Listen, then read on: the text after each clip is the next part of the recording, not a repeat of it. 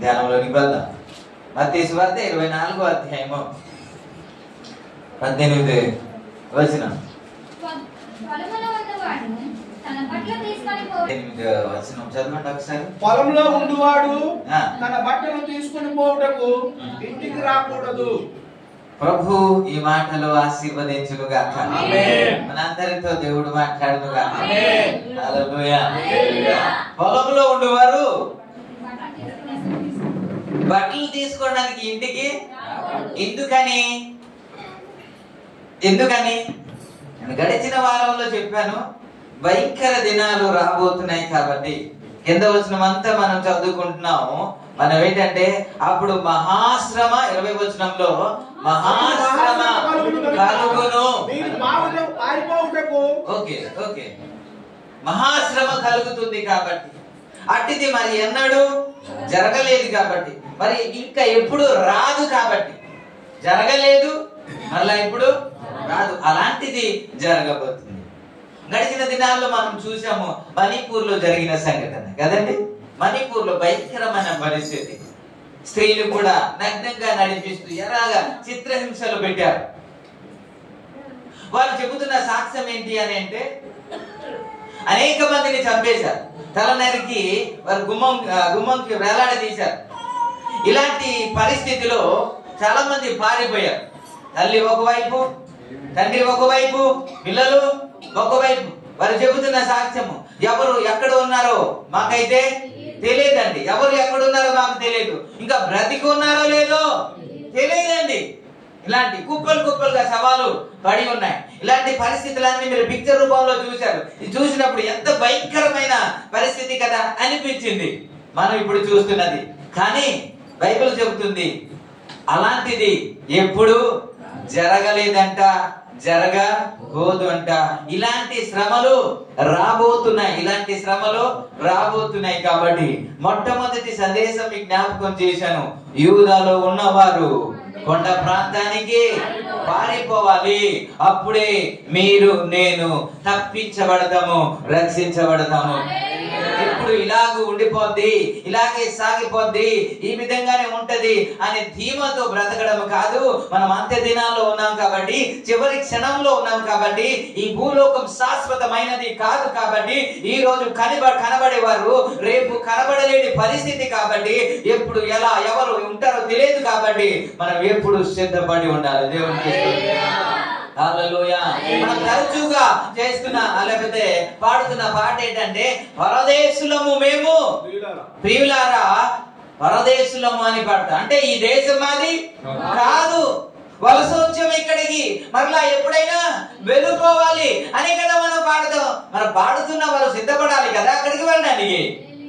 అందుకే ఆ సిద్ధ పాటే మీకు జ్ఞాపకం చేస్తున్నా. మీరు అనొచ్చు అయ్యా దేవుని రాకడ ఎప్పుడు వస్తుందో ఎవరికి తెలుసయ్యా. ఎప్పుడో చెప్పారు, ప్రకటన గ్రంథంలో 1వ శతాబ్దంలోనే చెప్పారు కదా, కానీ ఇప్పటి వరకు రాలేదంటారేమో. కానీ నేనంటాను, దేవుని రాకడ ఆలస్యం ఒకవేళ అవ్వచ్చు, కానీ మన పోకడ ఎప్పుడో తెలియదు కదా. మన పోకడ ఎప్పుడో తెలియదు. ఇప్పుడు కల్లారా చూస్తున్నాం కదా, అయ్యో ఇంత బాగానే ఉండేవాడు కానీ, బాగా ఉండేవాడు కదా, ఏమీ లేదు కదా, మరి ఎందుకని ఇలా జరిగింది అని అనుకుంటాం. రోగం వచ్చి మంచం మీద పడి కొన్ని నెలలు, కొన్ని సంవత్సరాలు అలాగైన తర్వాత చచ్చిపోతారనేసి రూల్ లేదు కదా. బయటికి వెళ్ళిన తర్వాత మరలా తిరిగి రాలేని పరిస్థితి కదా, వస్తామో లేదో గ్యారంటీ లేదు కదా. ఎలాంటి జీవితం, అందుకే గడ్డి లాంటి నీ జీవితం ఏమైపోతుంది, గడ్డి లాంటి జీవితం అని దేవుడు చెప్పాడు కదా. అది ఉదయిస్తే ఆ ఉదయాన్నే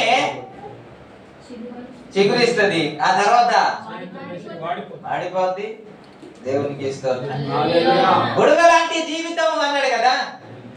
మీరు నీటిలో చూస్తూ ఉంటారు, వర్షం పడేటప్పుడు అప్పుడే వస్తుంది, అంతే, అప్పుడే మాయపోతుంది. అలాంటి జీవితం అంది మనిషి జీవితం. కాబట్టి మనం ఎప్పుడు సిద్ధంగా ఉండాలి. సిద్ధపరచడానికి కొన్ని మాటలు జ్ఞాపకం చేస్తున్నాను. ఈ రోజు చెబుతున్న మాట ఏంటంటే, పొలములో ఉండే వారు ఏం చేయాలి ఏమండి? చిరునవ్వుతూ చెప్పండి. పొలంలో ఉండేవారు ఇంటికి రాకూడదు. ఏదైనా తీసుకోవడానికి ఇంటికి రాకూడదు. పొలం అంటే ఏంటి? ఎందుకు? దేవుని ఇల్లు. ఓకే, పొలం అంటే ఏంటండి? సైలెంట్ గా ఉండడమే. ఓకే, మత్తయి సువార్త 13వ అధ్యాయం 44వ వచనంలో రాయబడిన మాట ఏమిటి అని అంటే, దాచబడిన ధనమును పోలి ఉన్నది ఒక మనుషుడు. పరలోక రాజ్యము దాచబడిన ధనమును పోలి ఉన్నది ఒక మనుషుడు దాన్ని కనుగొని. పరలోక రాజ్యము అంటూ ఏమన్నాడంటే, పొలంలో దాచబడిన ధనమును పోలి ఉన్నది అన్నమాట మనం చూస్తాం. అంటే పరలోక రాజ్యం దాచబడిన, పొలములో దాచబడిన అని ఒక సందర్భాన్ని తీసుకొచ్చాం. కొన్ని సందర్భంలో పొలం అంటే దేవుని అలాగే మన హృదయము అని కదండి. ఉన్నాడా? విత్తువాని ఉపమానం మీకు తెలుసు కదా. విత్తుచుండగా కొన్ని మంచి నేలలో పడింది. నేల అంటే పొలమే కదా. పొలమే కదా. ఆ విత్తనము వాక్యమే కదా. ఆ పొలము హృదయమే కదా. మరి హృదయంలో ఉన్నవారు ఇంటికి వెళ్ళకూడదు అంటే వ్యాఖ్యానం బాగుంటదా? అంటే హృదయం, పొలం అంటే ఏంటి? హృదయము. హృదయంలో ఉన్నవారు ఇంటికి వెళ్ళకూడదు అని అనుకుంటే అవుతా కాదు కదా. కాబట్టి ఈ పొలము ఏమిటి అని అంటే సేవ. ఏమిటి? సేవ. ఆ తర్వాత చెప్పుకుంటూ వస్తాను, ఒక్కొక్కటి చెప్తాను. ఏమిటంటే సేవ. సేవలో ఉన్న ప్రతి ఒక్కరు మరలా ఇంటికి రాకూడదు. వస్తే ఏమవుతుంది? ప్రమాదం. మీరు అది తేలిగ్గా మీరు తీసుకుంటున్నారు, కానీ యేసు ప్రభు వారు తేలిగ్గా చెప్పలేదండి. ప్రాణానికి ముప్పు ఉందని కదా చెప్పారు ఆయన, అంతేనా? ప్రాణాపాయం అని కదా చెప్పారు. మన అపాయం అంటే మనకు ఆ మాట తక్కువగా కనబడుతుంది, కానీ డేంజర్ అని అంటేనే కదా సీరియస్ గా అనుకుంటాం. ఈ డేంజర్ అనే పదాన్ని ఎక్కడ రాస్తారు? ఎక్కడండి? కదా, అక్కడే రాస్తారు. అక్కడికి వెళ్తే చిన్న షాప్ పడుతుంది, చిన్న దెబ్బ తగులుతుంది, అంతేనా? దానికా డేంజర్ అంటారు. ఏమవుతుంది? ఖచ్చితంగా దానినే కదా డేంజర్ అంటారు, దాన్నే కదా అపాయం అంటారు, దాన్నే కదా ప్రమాదం అంటారు. యేసు ప్రభు వారు చెప్పింది కూడా ప్రమాదం అనే కదా. నువ్వు అక్కడ నుండి వస్తే నీకు ప్రమాదం అని చెప్పాడు కదా. ఈ తీవ్రత మీకు అర్థం అవ్వట్లేదు, కానీ యేసు ప్రభు వారు విశ్రాంతి దినమున మీరు పాటించాలని చెప్పారు కదా. ఎవరైతే మీరుతారో వారు డేంజర్, లేకపోతే మరణ శిక్ష విధింపబడుతుంది అని కదా చెప్పాడు. కొంతమంది తేలిగ్గా తీసుకున్నారు అది. సంఖ్యాకాండం 15వ అధ్యాయం 32వ వచనంలో ఒక వ్యక్తి వెళ్ళి విశ్రాంతి దినమున పుల్లలు ఏరుతున్నాడంట, కట్టెలు ఏరుతున్నాడంట. ఇశ్రాయేలు అరణ్యంలో ఉన్నప్పుడు ఒకడు విశ్రాంతి దినమున కట్టెలు ఏరుతూ చూచిరి. వాడు కట్టెలు ఏరుతూ చూసి వాడు మోషే యొద్దకు అహరోను యొద్దకు సర్వ సమాజంలో. అదంతా మీకు అర్థం అవడానికి నేను చెప్తున్నాను. ఒక వ్యక్తి విశ్రాంతి దినమున కట్టెలు వేరుచుండగా అది కరెక్ట్ కాదయ్యా, విశ్రాంతి దినమున ఎవరైతే మీరుతారో వారికి మరణ శిక్ష విధించబడుతుంది అని చెప్పబడింది. కాబట్టి ఇప్పుడు ఏం చేయాలని ప్రభు యొద్ద మనవి చేయగా, రాళ్లతో కొట్టి చంపేయండి అని ప్రభు చెబితే ఆ వ్యక్తిని రాళ్లతో కొట్టి చంపేశారండి. ఏం చేశాడు ఆయన? విశ్రాంతి దినమున మేరా. మనం చిన్నది అనుకుంటున్నాం, ఏం పర్వాలేదులే అనుకుంటున్నాం, కానీ దేవుడు సీరియస్ గా చెప్తున్నాడు కదా, అది తీవ్రంగా చెప్తున్నాడు కదా. అపాయం అంటే అది పర్వాలేదులే అనుకుంటున్నాం, కానీ అది డేంజర్ అనే సంగతి మనకు అర్థం అవ్వట్లేదు కదా. యేసు ప్రభు వారు సినాయి పర్వతానికి దిగి వచ్చినప్పుడు ఆయన చెప్పింది మాట ఏంటి? 19వ అధ్యాయం నిర్గమకాండంలో 12వ వచనంలో ఏమని ఉంటదంటే, ఇక్కడ మేడలను నువ్వు ఏర్పాటు చేయాలి. సినాయి పర్వతం మీదకి అనగా ఆ పర్వత శిఖరం మీదకి దిగి వచ్చెను. యెహోవా పర్వత శిఖరం మీదకి 12వ వచనము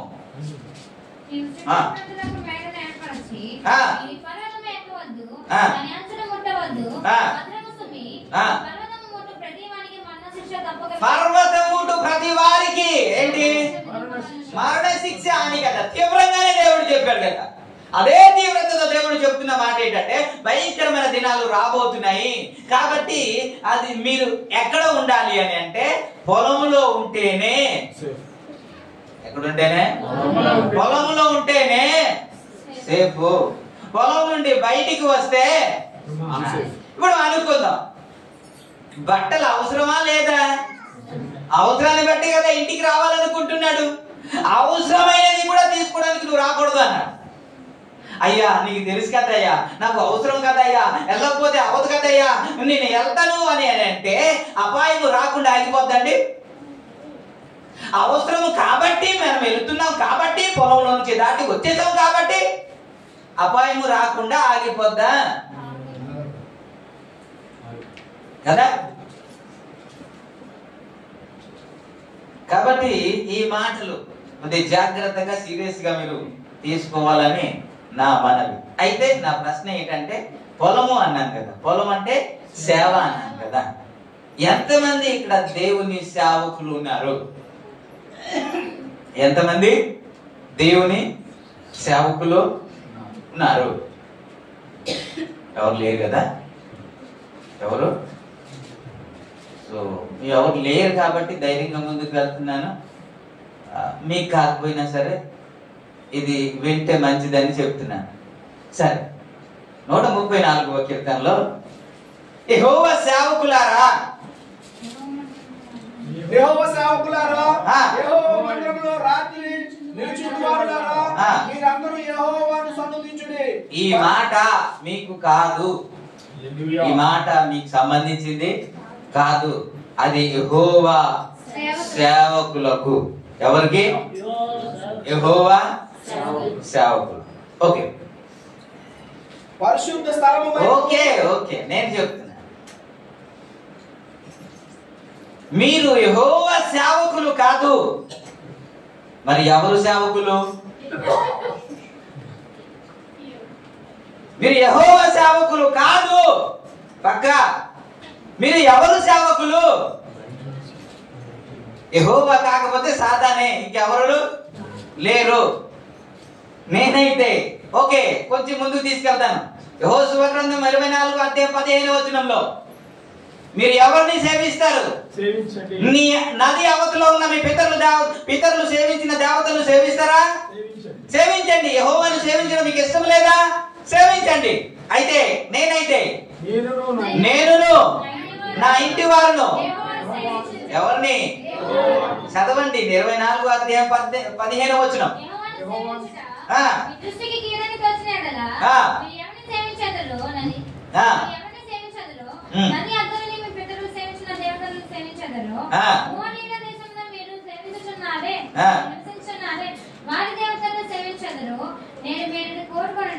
మీరెవరిని సేవించకూడచున్నాను, నేను నా ఇంటి వారిని యెహోవాను సేవించదము అన్నాను.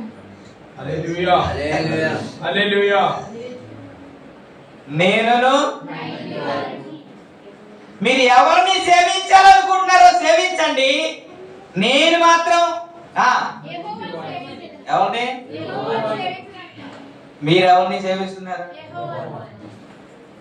నాకు యెహోవా సేవకులారా అంటే కాదన్నారు.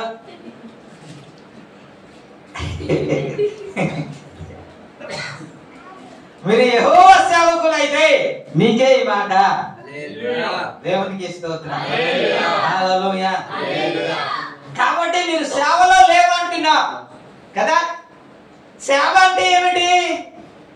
వాక్యం చెప్పడమే సేవ అని మీరు భావిస్తూ ఉన్నారు, అంతే కదా.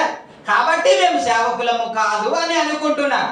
ఇది సేవకులకు సంబంధించిన వాక్యం అని మీరు అనుకుంటున్నారు. పొలంలో పరిచర్య చేస్తున్న వారికి మాత్రమే అనుకుంటున్నారు. పొలము అంటే సేవ అన్నాను, పొలము అంటే సంఘము. పొలం అంటే సంఘము. కొరింథీ రాసిన పత్రిక 1 కొరింథీ 3:9 ఆయన మాట్లాడుతూ ఏమన్నాడంటే, మేము జత పనివారము, మీరు దేవుని వ్యవసాయమును ఏమై ఉన్నారు? దేవుని గృహమునై ఉన్నారు. సంఘము వ్యవసాయం అయితే సంఘంలో పనిచేసేవారు చాలా మంది ఉంటారు. ఈ సంఘంలో పనిచేయడానికి 5 పరిచర్యలు దేవుడు నియమించారు.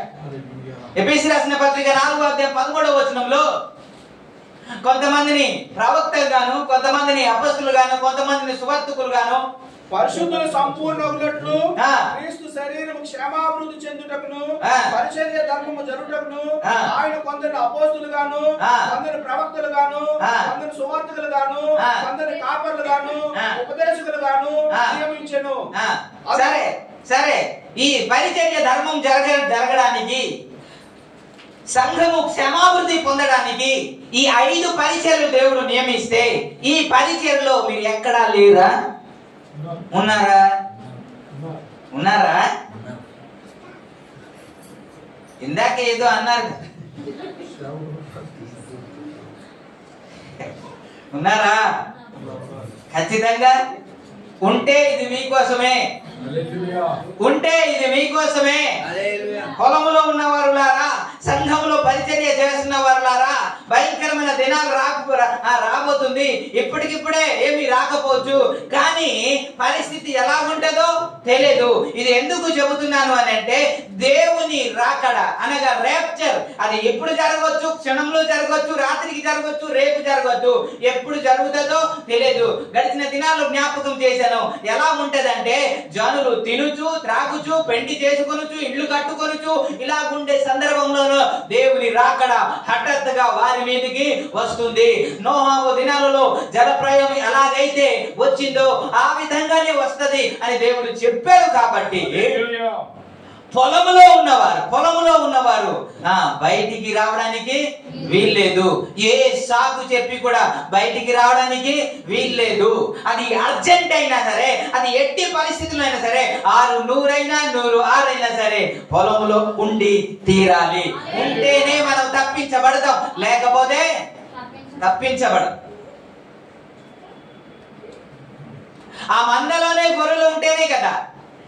జింక పిల్ల అప్పుడప్పుడు ఏం చేస్తుంది అంటే ఒంటరిగా బయటికి వస్తుంది. ఒంటరిగా బయటికి వచ్చిన ప్రతి జింక పిల్ల ఏమవుతుందంటే ఎక్కడ ఉండాలి? గుంపులోనే ఉండాలి, తల్లి దగ్గరే ఉండాలి. మీరు అప్పుడప్పుడు వీడియోస్ మీరు చూస్తూ ఉంటారు. ఈ ఒక తల్లి కోడి అలా పిల్లల్ని అలాగా రెక్కల కింద కాస్తుంది.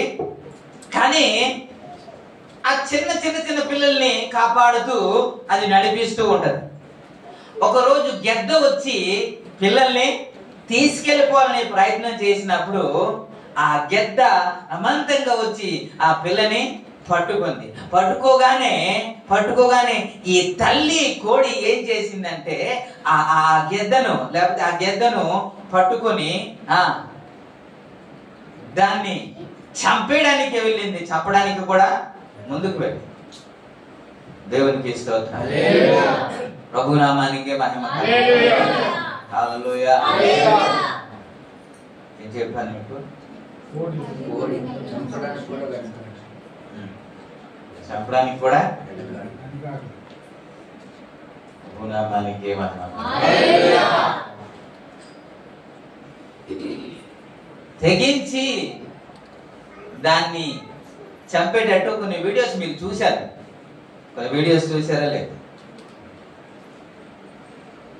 ఎందుకు ఆ కోడి పిల్ల గెద్దకు ఆహారం అయింది అని అంటే, తల్లి రెక్క చాటున ఉంటే ఏమీ కాదు. తల్లి కాపాడుకుంటూ వెళ్తుంది. ఎప్పుడైతే తల్లి దగ్గర దూరం అవుతుందో అప్పుడే కదా ప్రాణాపాయము. స్తోత్రం. హల్లెలూయా. కాబట్టి పొలంలో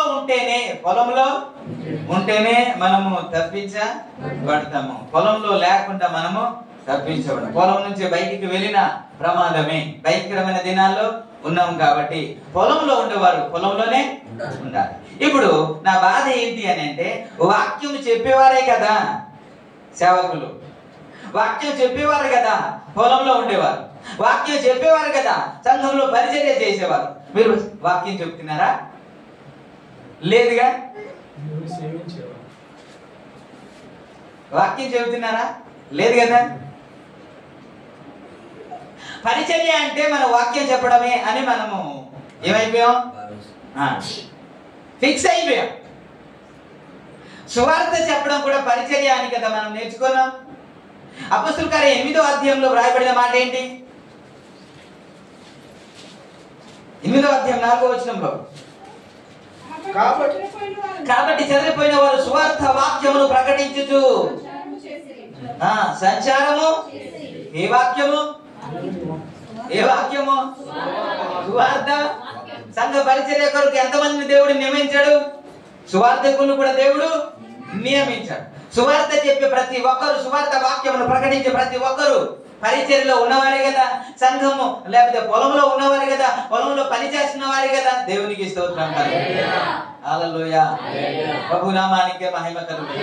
ఎంతమంది అయితే సువార్త ప్రకటిస్తున్నారు? మీరు తరచుగా సువార్త ప్రకటించవచ్చు, లేకపోతే అప్పుడప్పుడు సువార్త ప్రకటించవచ్చు. పౌలు తన పని చేసుకుంటూ పరిచర్య చేశాడు. దేవునికి స్తోత్రం. హల్లెలూయా. ఆయన పని చేస్తున్నాడు, ఆయన బిజినెస్ చేస్తున్నాడు, వ్యాపారం చేస్తున్నాడు, పరిచర్య కూడా చేస్తున్నాడు. కాబట్టి మనం ఏమనుకుంటామంటే పని చేస్తూ సువార్త చెప్పేవారిని సేవలో ఉన్నారు కాదు అని అనుకుంటాం. కానీ మనం ఏ విధంగా అయినా సరే పరిచర్య చేయవచ్చు. ఆ విధంగా చేస్తున్న వారందరినీ పొలంలో పని చేసేవారు అంటారు కదా. దేవునికి స్తోత్రం. కాబట్టి సువార్త ప్రకటిస్తున్న ప్రతి ఒక్కరిని నేను జ్ఞాపకం చేసిన, మీరు సేవలో ఉన్నవారు కాబట్టి మీరు ఎక్కడ ఉండాలి? ఎక్కడ ఉండాలి? పొలంలోనే ఉండాలి. పొలంలోనే.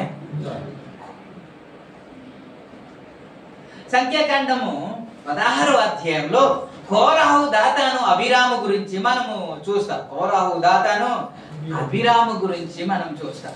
వాళ్ళు తిరుగుబాటు చేసినట్టు మనం చూస్తాం. 9, 10వ వచనంలో మనం చూసుకుంటే అక్కడ వ్రాయబడిన మాట 9.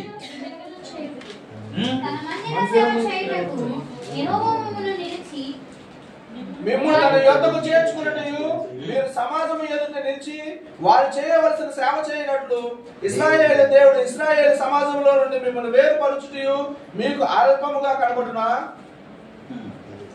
8వ వచనం నుండి చదువుకుందాం. మరియు మోసే కోరాహుతో ఇట్లా, లేవి కుమారులారా వినుడి, తన మందిర సేవ చేయుటకు యెహోవా మిమ్మును తన యొద్దకు చేర్చుకొనుటయు మీరు సమాజం ఎదుట నిలిచి వారు చేయవలసిన సేవ చేయునట్లు ఇశ్రాయేలు దేవుడు ఇశ్రాయేలు సమాజములో నుండి మిమ్మును వేరుపరచుటయు మీకు అల్పముగా కనబడునా? ఆయన నిన్నును నీతో లేవుడైన నీ గోత్రపు వారిని అందరినీ చేర్చుకున్నాను కదా. అయితే మీరు యాజకత్వం కూడా కోరుచున్నారు అన్నమాట. కోరాహు ఎవరు అని అంటే పాటలు పాడి స్తుతించే గుంపులో ఉన్నవారు. ఆరాధన నడిపించేవారు ఎవరంటే కోరాహు, దాతాను, అబీరాము. వర్షిప్ చేస్తున్న వాళ్ళ వర్షిప్ సేవ లేదా మామూలు అవకాశం ఇచ్చారు కాబట్టే చేస్తున్నామా, లేకపోతే సేవ? అంటే దేవుని సేవ. అది ఈ కోరాహు, దాతాను, అబీరాము అంట వారికి చిన్న చూపు అనిపించిందంట. ఎందుకు మోసేతో వ్యతిరేకిస్తున్నారు అని అంటే, మోసేతో వివాదిస్తున్నారు ఎందుకు అని అంటే, అది వారికి చిన్న చూపు అనిపించిందంట. ఇది పెద్ద మినిస్ట్రీ కాదు అనుకుంటా, పెద్ద సేవ కాదు. సేవ అంటే ఏంటి? అందరి ముందు వాక్యం చెప్పడమే సేవ అని అనుకున్నారు. కాదు, సేవ అంటే ఏంటి అని అంటే, ఇక్కడ మన మోసే చెబుతున్న వాటి ఏంటంటే, మీరు చేస్తున్న సేవ, దేవుడు మీకు అప్పగించిన సేవ మీకు చిన్న చూపుగా ఉందా? మీరు యాజకత్వం కూడా కోరుతారా అని అంటున్నారు. వీరు ఆరాధించడం వీరికి చిన్న చూపు అనిపిస్తే ఇప్పుడు ఏం కోరుతున్నారంట? మిగతా యాజకత్వం కూడా నాకే వచ్చేయాలని వ్యతిరేకంగా మాట్లాడుతున్నారు. ప్రభు నామానికి హల్లెలూయా. ఈ సందర్భంలో ఒక మాట జ్ఞాపకం చేస్తున్నాను. మీరు చేస్తున్న పరిచర్య చిన్న పరిచర్య కాదు. వాక్యం చెబితే వారి జీవితంలో పని చేస్తుందో లేదో తెలియదు, కానీ మీరు ఆరాధించడం అంటే, ఆరాధన నడిపించడం అంటే ఒక హృదయాన్ని సిద్ధపరచడమే. దేవునికి ఆరాధన చేస్తుండగా ఆరాధన ఇంకా చెప్పాలంటే వాక్యము ప్రకటిస్తే పరిశుద్ధాత్మ దేవుణ్ణి పంపి ఆ వాక్యము వారి హృదయంలో పని చేయనట్టు దేవుడు చేస్తాడు. ప్రార్థన చేస్తే తన దూతలను పంపి ఆ ప్రార్థనకు జవాబు అనుగ్రహిస్తాడు. కానీ ఆరాధిస్తే తానే దిగి వచ్చేస్తాడు. దేవునికి స్తోత్రం. ఆయన దూతల మీద ఆసీనుడైన దేవుడు కాబట్టి ఆయన దిగి వస్తాడు. ఏ దూతలను పంపించడు, ఎవరిని పంపించడు, తానే నీ దగ్గరికి తన సన్నిధితో దిగి వచ్చే ఒక క్రమం ఏదైనా ఉంది అని అంటే ఆరాధన క్రమం. ఇంత గొప్ప పరిచర్యను వారు ఏమనుకుంటున్నారంటే చిన్న చూపు చూస్తున్నారంట. ఇది పెద్ద పరిచర్య కాదు అనుకుంటున్నారంట. ఈ పరిచర్య కాదు, ఇంకో పరిచర్య ఇస్తే బాగును అన్నట్టు మాట్లాడుతున్నారంట. అందుకే అయ్యా దేవుడు మిమ్మల్ని కోరుకొని సమాజం అందరిలో మిమ్మల్ని గొప్పగా చేస్తే అది మీకు చిన్న చూపుగా ఉందా అని అంటాడు. దేవునికి స్తోత్రం. హల్లెలూయా, హల్లెలూయా. పరిచర్య దేనిని చిన్నది కానే కాదండి, చిన్నది కానే కాదు. ఈ పరిచర్యలో ఘనత ఉండదు సుమా, ఈ పరిచర్యలో ఘనత ఉండదు. అపొస్తలుల కార్యము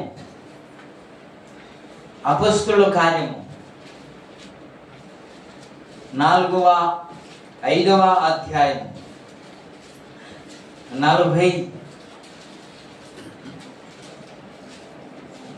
41 వారు అతన్ని ఆ నామము కొరకు అవమానం పొందుటకు పాత్రులుగా ఎంచబడిన ఏ నామము నిమిత్తం పరిచర్య అంటే యేసు నామము నిమిత్తము అవమాన పరచడం. ఎవరైనాను క్రైస్తవులు అనబడినందుకు శ్రమలు అనుభవిస్తే ఆ నామాన్ని బట్టే వారు అతిశయించాలి అన్నట్టు. హల్లెలూయా. సేవ అంటే గౌరవం కాదు. మీ ముందు పెడుతున్నా అనేక సంవత్సరం నుంచి పరిచర్య చేస్తున్నా. పరిచర్య 2000 సంవత్సరం నుంచి ప్రారంభమైంది. పరిచర్యలో 10 సంవత్సరాలు పరిచర్య ఆపేశాడు. ఆ సందర్భం ఏంటో తర్వాత చెప్తాను. పరిచర్య చేయకుండా ఆపేశాడు. దీనికంటే గొప్ప పరిచర్య ముందే జరిగింది, కానీ ఓర్వలేక అపవాది ఆపేశాడు. ఆ పరిచర్య చేస్తూ ముందుకు సాగుతున్న సందర్భంలో సంఘాన్ని నడిపిస్తున్న పరిస్థితిలో కూడా నేను అక్కడ ప్రాంతానికి వెళ్తే ఎవ్వరు పట్టించుకునేవారు కాదు. మీ దగ్గర అనేక ఫోన్ నంబర్లు కావాలంటే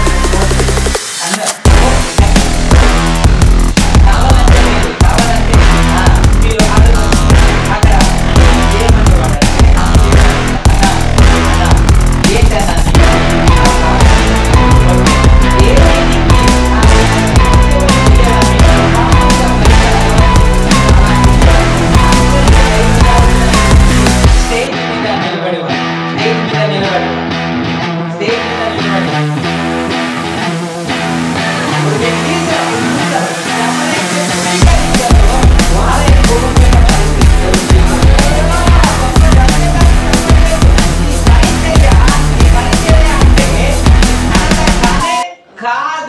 అవమానంలో కూడా నిలబడాలి. దేవునికి స్తోత్రం. అందుకే వీరిద్దరు మాట్లాడుతున్న మాట ఏంటంటే ఈ నామము నిమిత్తము అవమాన పరచబడడానికి అర్హులమని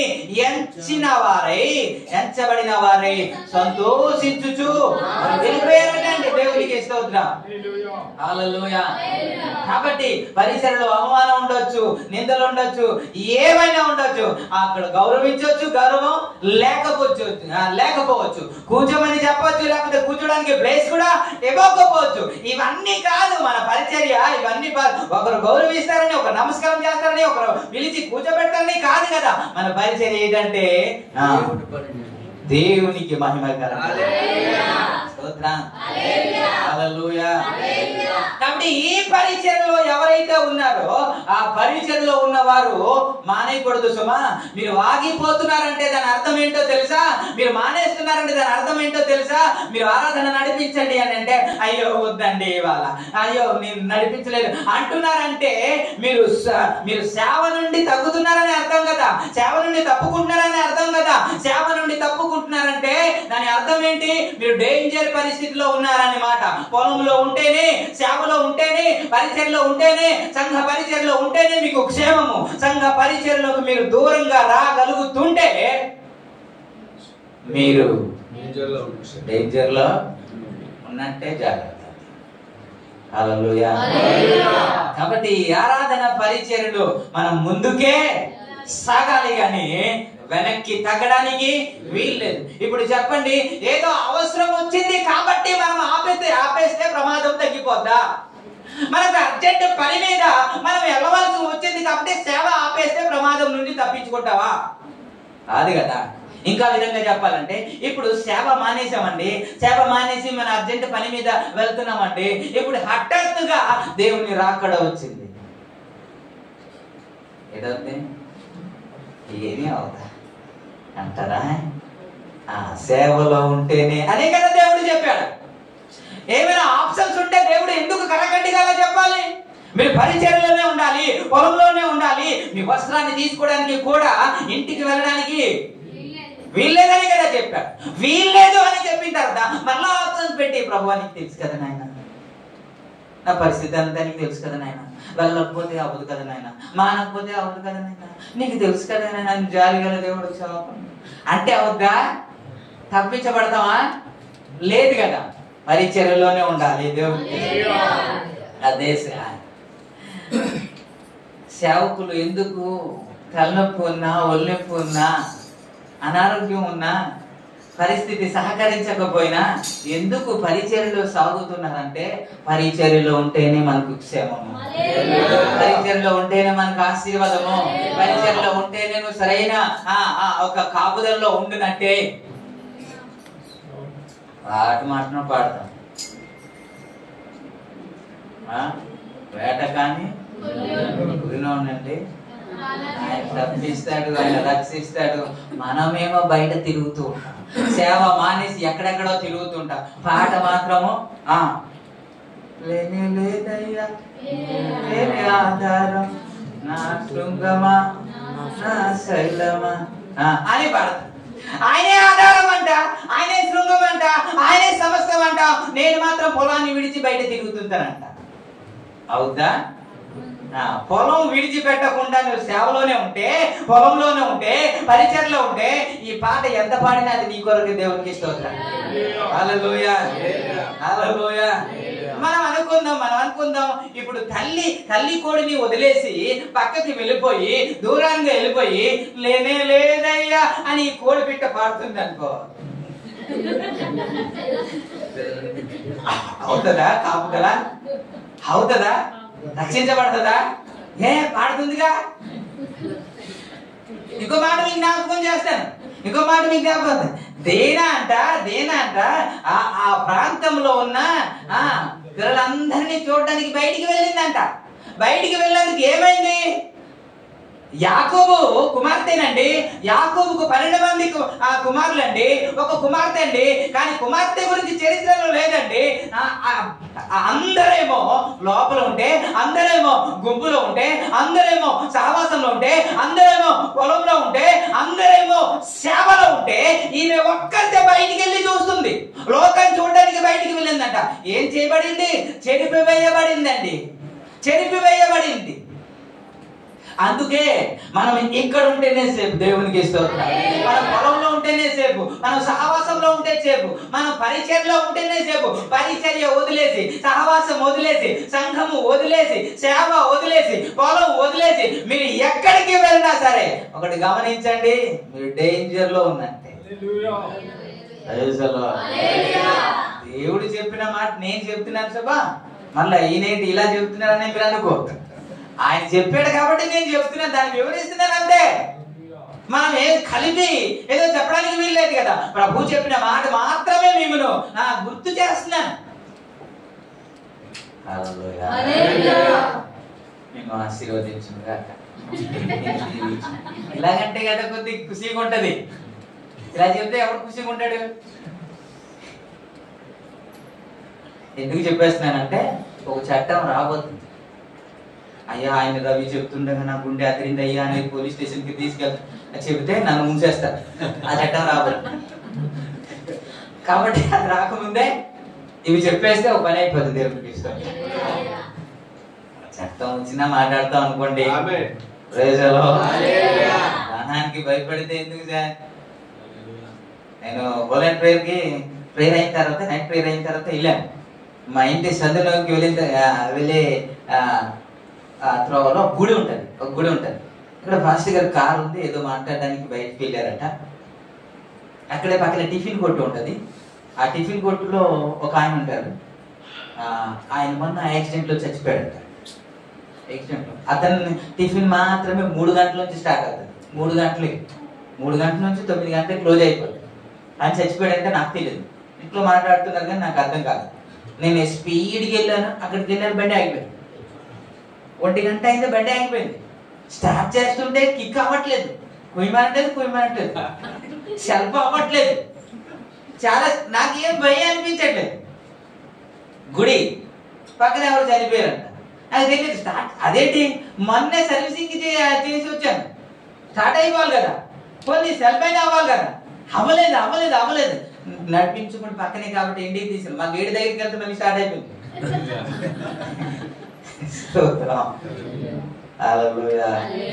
ప్రభు నామానికి మహిమ కలుగును. ఇలాంటి దానికి మనం భయపడేవాళ్ళం కాదు కదా, క్రికెట్ పారిపోయేవాళ్ళం కాదు కదా. అది వచ్చినా సరే ఏమీ చేయలేరు కదా, మనమే కదా పాట పాడతాం. ఏమని, నాలో ఉన్నవాడు అంటావు కదా. కానీ అదేదో ఎండుమిర్చి చూస్తే భయపడిపోతాం.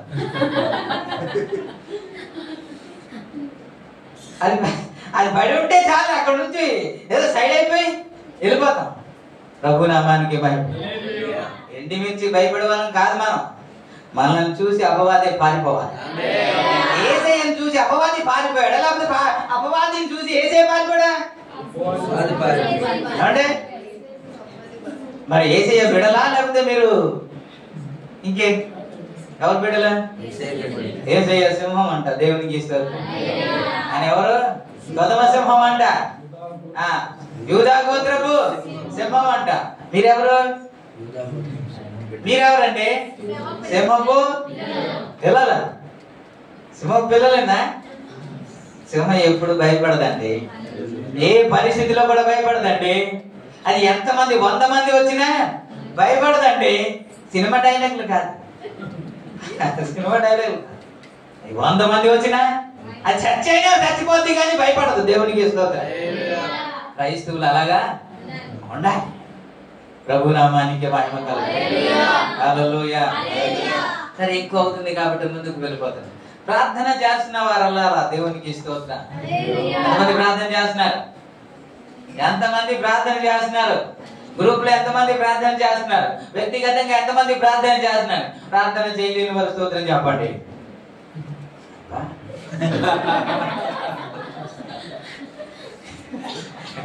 అందరూ ప్రార్థన చేస్తున్నారు కదా. ఈ ప్రార్థన కూడా సేవేనండి. అంటే ప్రార్థన కూడా సేవ, నిజమా? అంటే ప్రార్థన కూడా సేవ. చెప్పరే, ప్రార్థన సేవ కాదా? తీయండి లూకాసు వార్త 2వ అధ్యాయం.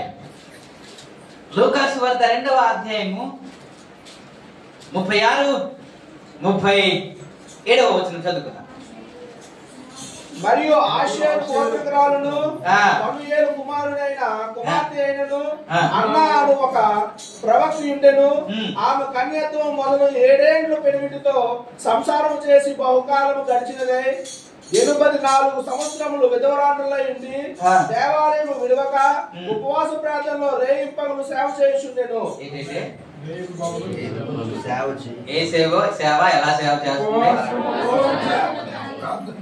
ఉపవాస ప్రార్థనలతో రేయింపగలు సేవ చేస్తుందంట. ప్రార్థన సేవ. దేవునికి స్తోత్రం. హల్లెలూయా. మీరు ప్రార్థన సేవ కాదు అనుకుంటున్నారేమో. ఈ ప్రార్థన చేయడం అనేది సేవే. ప్రార్థన లేకుండా ఏది మనము చేయలేము. సంఘ అభివృద్ధిలోనికి రావాలంటే ప్రార్థన ఉండాలి. సంఘ ప్రార్థన ఖచ్చితంగా ఉండాలి. మేము వాక్యం ప్రకటిస్తున్నామంటే సంఘం చేసిన ప్రార్థనే. విశ్వాసులు చేసిన ప్రార్థనే, మీరందరూ చేసిన ప్రార్థనే. కుటుంబం బాగుండాలి అని అంటే ప్రార్థనే. దేవునికి స్తోత్రం. హల్లెలూయా. ఇది చిన్న సేవ కాదు. వాక్యము చాలా మంది ప్రకటిస్తారు, వాక్యము అందరూ ప్రకటిస్తారు, వాక్యం ప్రకటించడం చాలా ఈజీ. కానీ ప్రార్థన చేయడం చాలా ఈజీ కాదు. దేవునికి స్తోత్రం. హల్లెలూయా. గంట సేపు మనం వాక్యం చెప్పొచ్చు, కానీ గంట సేపు ప్రార్థన చేయలేము. వాక్యము చెబితే వాడికి భయం ఉండదు, కానీ ప్రార్థన చేస్తేనే వాడికి భయం.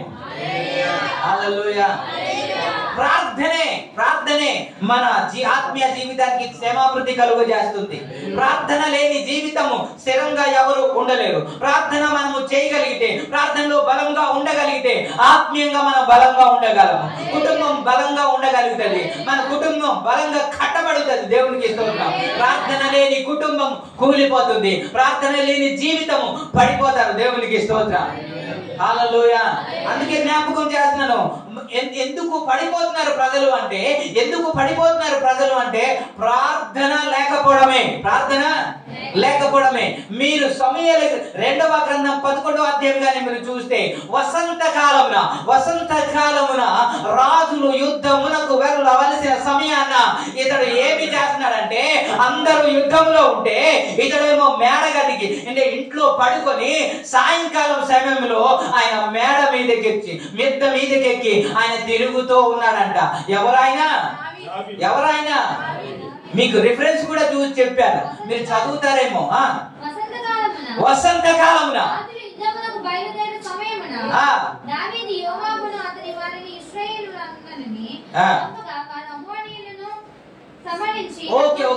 ఓకే.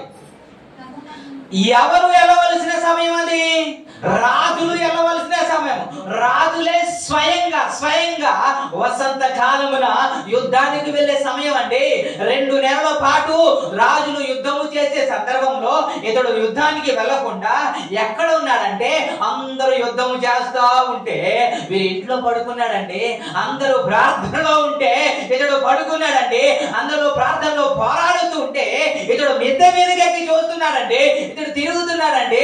దావీదు పడిపోవడానికి కారణం ఏంటంటే, యుద్ధానికి వెళ్లే సమయంలో యుద్ధానికి వెళ్లకుండా, ప్రార్థన సమయంలో ప్రార్థనకి వెళ్లకుండా, సంఘానికి వెళ్లకుండా, సహవాసానికి వెళ్లకుండా, పరిచర్యలో ఉండకుండా, పరిచర్యలో లేకుండా తిరిగితే మరి ఎలాగా ఉంది? హల్లెలూయా. ప్రభునామానికి హల్లెలూయా. హల్లెలూయా. కాబట్టి ప్రార్థన పరిచర్యలో ఉన్న వారులారా, ఇదే అనుకూల సమయం, ఇదే ప్రార్థన చేసే సమయము, ఇదే పోరాడే సమయము. మరలా ఇంకా సమయము లేదు. అందుకే దేవుడు మనల్ని ఏర్పాటు చేశాడు ప్రార్థన చేయడానికి, అనేకుల కొరకు ప్రార్థన చేయడానికి, అనేకుల మార్పు కొరకు, అనేకుల ఆత్మ పట్టబడడానికి మనల్ని దేవుడు ఏర్పాటు చేశాడు. కాబట్టి ఇప్పుడే మనం ప్రార్థన చేయాలి. దేవునికి ఇదే వసంత కాలము కాబట్టి, ఇదే అనుకూల సమయం కాబట్టి ఇప్పుడే మనం ప్రార్థన చేయాలి. కానీ చాలా మంది ప్రార్థనకు రావట్లేదు, చాలా మంది ఆగిపోతున్నారు. ప్రార్థనలో ఉన్నవారు కూడా ఏమవుతున్నారు తెలుసా? ఏమవుతున్నారు? ఎందుకు రాలేదంటే, వెళ్ళామండి. ఎక్కడికి? ఏ పరిచర్లో ఉన్నారు మీరు? చెప్పండి. ఏ పరిచర్లో? ఏ సేవలో ఉన్నవారు ఆగిపోవచ్చా? సేవలో ఉన్నవారు ఇంటికి రావచ్చా? సేవలో ఉన్నవారు ఇలా సాకు చెప్పవచ్చా? చెబితే ప్రమాదం తప్పిపోతుందా? చెప్పండి. నేను తప్పేం చెప్తున్నానా? అందుకే చెబుతున్నాను, మనము ప్రార్థన పరిచర్లో ఉన్నాము. ఒక దినాన ఎలాగుండేదో ఆ పరిచర్య ఆగిపోకూడదు. దేవునికి ఆ పరిచర్య ఆగిపోతూ ఉంటే, ప్రార్థన మానేస్తుంటే, ఒక రోజు వస్తున్నారు, ఒక రోజు రావట్లేదు, 2 రోజులు వస్తే 3వ రోజు రావట్లేదు. ఇది పెద్ద డేంజర్ అని మనకు అనిపించలేదు కదా? ఎప్పుడైనా అనిపించిందండి ఇది ప్రమాదము, మేము ప్రమాదంలో ఉన్నాం, అయ్యో ప్రార్థన మానేస్తే గొప్ప ప్రమాదం అని ఎప్పుడైనా అనిపించిందా? లేదు. మనకి ఎలాగ అనిపిస్తుంది? దేవుడికి తెలియదా? నేను ప్రయాణం చేసి వచ్చాను కదా, నాకు నిద్ర లేదు కదా, ఒక్క రోజు మానేస్తే, ఒక రోజు ఆగిపోతే, ప్రార్థన పరిచర్య ఆగిపోతే ప్రమాదమే ఏమీ లేదు కదా అనేక అనుకుంటున్నాం. కానీ దేవుడు చెబుతున్న మాట ఏంటి అంటే ప్రార్థన పరిచర్యలో, ప్రార్థన సేవలో ఉన్న ప్రతి ఒక్కరూ ఆగిపోవడానికి వీల్లేదు. పొలం నుండి బయటికి వెళ్ళడానికి వీల్లేదు, సేవ నుండి బయటికి వెళ్ళడానికి వీల్లేదు, పరిచర్య నుండి బయటికి వెళ్ళడానికి వీల్లేదని దేవుడే కదా చెప్పాడు. ఏం చెప్పానా? ఒకవేళ ఆగిపోతున్నాము అని అంటే దాని అర్థం ఏంటి? ఆ పీక పట్టుకొని మెడకు పట్టుకొని తీసుకే టైము వచ్చేసింది. ఆడ నక్కి ఉంటాడు, ఇలా ఉంటాడు. ఎవడు? పులి గాని సింహం గాని నక్కి ఉంటాడు కదా. ఏది బయటకు వస్తుందా అని చూస్తూ ఉంటాడు కదా. ఏది బయటకు వస్తుందా అని చూసుకుంటాడు. అంటే యెరూషలేములో ఉండకుండా నీకు ఎరుకోకు వెళ్ళవలసిన పనే ఉందండి. ఎరుకోకు దిగి వెళ్ళిపోతున్నాడు అన్నమాట మనం చూస్తాం కదా. ఎరుకోకు దిగి వెళ్ళిపోతున్న సందర్భంలో కదా చిక్కబడ్డాడు కదా దొంగల చేత. మరి నువ్వు యెరూషలేములో ఉంటే ఎందుకు అది వస్తుంది? యెరూషలేములో ఉంటే ఎవరు ఏమీ చేయలేరు కదా. యెరూషలేమును విడిచిపెట్టి వెళ్ళినందుకే కదా ఇలా జరిగింది. ప్రార్థన వదిలినందుకే కదా ఇలా జరిగింది. మీరు ఎందుకు డల్ అయిపోయారు? ఎందుకు ఆత్మీయ జీవితంలో తగ్గిపోయారు? ఇప్పుడు వాక్య పరిచర్య కూడా కదా, వాక్య పరిచర్య కూడా టైం ఇస్తుంటే ఏమంటారో తెలుసా? వద్దులేండి, వద్దు సార్, వచ్చేవారు. ఎప్పుడు వచ్చేవారు సార్. ఏం చేస్తున్నారు? ఒకప్పుడు మీరు వాక్యం చెప్పలేదండి. మీరు వాక్యం రాదా? మీరు వాక్యం చెప్పారు కదా, బలమైన వాక్యం చెప్పారు కదా, తీవ్రంగా చెప్పారు కదా, ఆత్మలతో తీవ్రత కలిగి చెప్పారు కదా.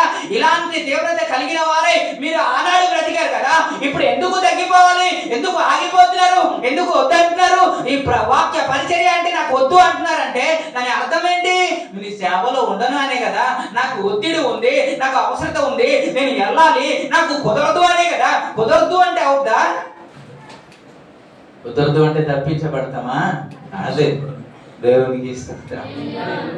యేసయ్య చెబుతున్న మాట. ప్రభు మిమ్మల్ని దీవించుగా. ఎక్కడ ఉండాలి? పొలంలో ఉండేవారు ఇంటికి రాకూడదండి. మానేస్తున్నామంటే దాని అర్థం ఏంటో తెలుసా? డేంజర్ లో. ఇప్పుడు ఏం చేయాలి మనం? ఇప్పుడు ఏం చేయాలి సార్?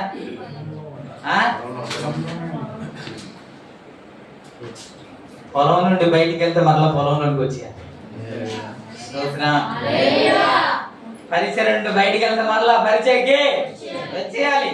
సంఘం నుండి బయటికి వెళ్తే మరలా సంఘానికి వచ్చేయాలి. ఇక్కడ ఉంటేనే మనకు క్షేమాభివృద్ధి. ఇక్కడ ఉండకుండా మనం ఎక్కడికి వెళ్ళినా క్షేమము లేదు సుమా.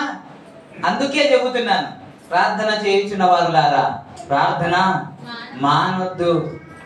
దావీదు పడిపోవడానికి కారణం ఏంటంటే యుద్ధ కాలంలో యుద్ధము చేయకుండా, ప్రార్థన సమయంలో ప్రార్థన చేయకుండా. నేను అంటాను, ఒక గంట సేపు మీరు పడుకోకుండా ప్రార్థన చేస్తే మీకేమైనా అనారోగ్యం వచ్చేస్తుందండి? దేవుని సన్నిధిలో గడిపితే అనారోగ్యం వచ్చేస్తుందండి? డాక్టర్ ఏమో రాత్రంతా అబ్జర్వేషన్ లో పెట్టాలి అని రాత్రంతా నిద్ర లేకుండా నువ్వు నిలబడితే నీకు ఆరోగ్యం వచ్చేస్తుంది. నువ్వు ప్రార్థనలో గడిపితే అనారోగ్యం వచ్చేస్తుందండి. అవండి, ఎన్ని రోజులండి హాస్పిటల్కి వెళ్ళి మనం నిద్ర లేని రోజులు ఉన్నాయి? ఎన్ని రోజులు మనం నిద్ర లేకుండా కూర్చొని కూర్చొని కూర్చొని మనం కాపులో ఉండే రోజులు ఉన్నాయి? దాన్ని చూసుకుంటే ఒక్క గంట సేపు దేవుని సన్నిధిలో ప్రార్థన చేయలేవా?